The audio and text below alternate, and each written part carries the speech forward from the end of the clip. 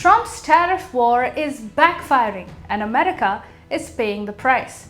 For Trump, foreign countries are paying the tariffs, but in reality, it's the US paying the largest share. Trump thinks arm-twisting friendly nations will pay off. Instead, he's committing a series of strategic blunders that will cost America in the long run. So what is happening? Who is really paying for Trump's tariffs, and what does this mean for the US? This is Shubhangi Sharma and you're watching Fine Point. Let's dive in.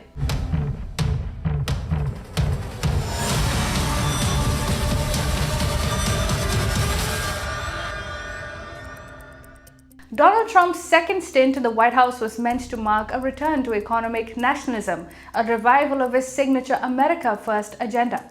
At the heart of this strategy is a sweeping tariff regime, an aggressive attempt to punish trade partners, bring manufacturing home, and tilt the global balance of power. But as the dust settles, the tariff war is turning into a landmine of errors, hurting the US economy, straining alliances, and failing to deliver the promised results.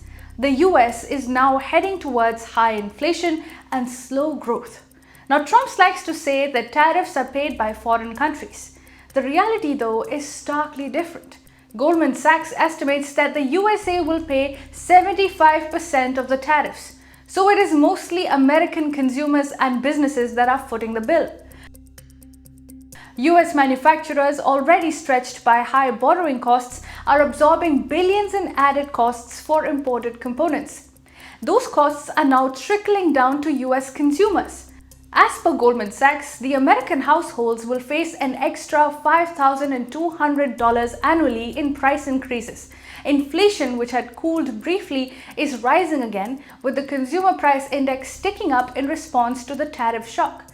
For now, it is American businesses that are paying for most of the tariffs, but they are very clear. They cannot eat these tariffs for too long as they risk going under. Soon, most of these tariffs will be paid for by the consumers. As per Goldman Sachs again, starting in the fall, as many of the higher tariffs threatened by Trump take effect, the consumer share of the tariff cost is expected to rise to 67%, while the share for US businesses will fall to 8%, and the remaining 25% will be absorbed by foreign exporters. So most of the tariffs will be paid for by US consumers. Now, the average US tariff rate has now climbed to 17%, a level which was last seen during the Great Depression. For a modern economy deeply tied to global supply chains, this is a red flag. From automobiles to pharmaceuticals, industries rely on foreign inputs. Tariffs on these goods don't bring jobs back. They raise costs, cut margins, and in some cases force production to move elsewhere. In fact, the latest data shows that manufacturing isn't coming back to Ohio or Michigan simply because labor costs are way too high. Instead, supply chains are shifting to Vietnam, Thailand, and even India, creating new hubs outside the US, but far from Trump's vision of reshoring. Moreover, Trump plans to collect hundreds of billions of dollars in tariffs to enrich his treasury so that he can in turn plan tax cuts and take some political mileage out of it. But as consumers start to bear the brunt, he is losing support politically. Trump's approval ratings have dipped significantly, with a YouGov poll pegging the president's approval rating at 41% and his disapproval rating at 55%. Trump is using tariffs as a foreign policy weapon recklessly. He has turned tariffs into a blunt geopolitical instrument, linking trade duties to issues far beyond commerce. But the pushback is evident. Spain was threatened after defense talks soured, and in response, Madrid scrapped its planned F-35 fighter jet purchase. Switzerland, after failing to secure a deal in Washington, retaliated to the 39% tariffs by freezing deliveries of aircraft and business jets to the US. The EU and Japan have been resisting pressure from Trump even as they folded, while Brazil is preparing countermeasures after facing steep duties on steel and agricultural exports. The biggest irony here is that this tariff offensive has exposed, not reduced, America's dependence on China.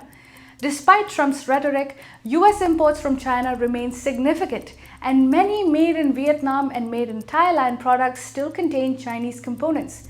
Instead of decoupling, the policy is driving diversification in Asia, not toward the US, but away from it. In fact, Trump's dependence on China is laid bare even more as he has extended a deadline for additional tariffs on Beijing by another 90 days. He is hoping for a favorable deal with Xi Jinping in October. Trump is also yet to play the Russian oil card with China as he has done with India, even though China is the largest buyer of Russian oil ahead of India. Trump is afraid of Chinese retaliation, especially in the domain of rare earths. So Trump's onslaught on India over Russian oil lacks a firm foundation from the very beginning. In this sense, India is right to call Trump's bluff. In fact, India is a prime example of Trump's miscalculation. The president targeted New Delhi with 50% tariffs, citing its continued purchase of discounted Russian oil. This was a move intended as economic coercion, but India has not blinked. Instead, it is doubling down on the strategy of multi-alignment, strengthening energy ties with Russia, pursuing a reset with China, exploring deeper trade with Europe, including a crucial trade deal in the works, and signaling that no amount of tariff pressure will dictate its foreign policy. India's exporters, particularly in textiles, jewelry, pharmaceuticals, and electronics, are already pivoting towards alternative markets, all while prices in the US go up. American experts now say that far from isolating India, Trump's approach risks pushing New Delhi closer to BRICS partners, including Russia and China. They warn that the spat could undermine the $190 billion in total bilateral trade and diminish America's leverage in the Indo-Pacific, a region where Washington has long sought to counter Beijing. Alienating India for trade leverage is a short-sighted policy with, interestingly, no takers outside of Trump's circle. Indeed, India is calling Trump's bluff, betting that its growing role in global supply chains and its political capital in Asia gives it more options than Washington anticipated. Trump once touted tariffs as a political win, a populist symbol of economic sovereignty, but that narrative is now crumbling. Inflation is eating into household budgets, manufacturers are warning of layoffs, and consumer frustration is mounting. And Trump is quite afraid of this truth getting out. In April, Amazon announced plans to display a tariff cost indicator on product pages, a move that could have laid bare the hidden tax Americans are paying. The White House reportedly intervened. In fact, Trump made an angry phone call to Jeff Bezos, and the feature was then scrapped, but not before headlines amplified the story.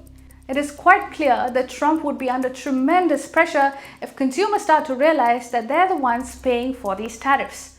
The bottom line is that the tariff war was supposed to project strength. Instead, it is fueling perceptions of economic mismanagement and strategic blunders. Nations are moving away from the US market. Allies like Canada, Spain, and Switzerland are rebelling. Emerging economies like India are asserting their autonomy, and China has been emboldened by Trump's weak stance. Washington's coercive trade diplomacy is proving costly, not just in dollars, but in credibility.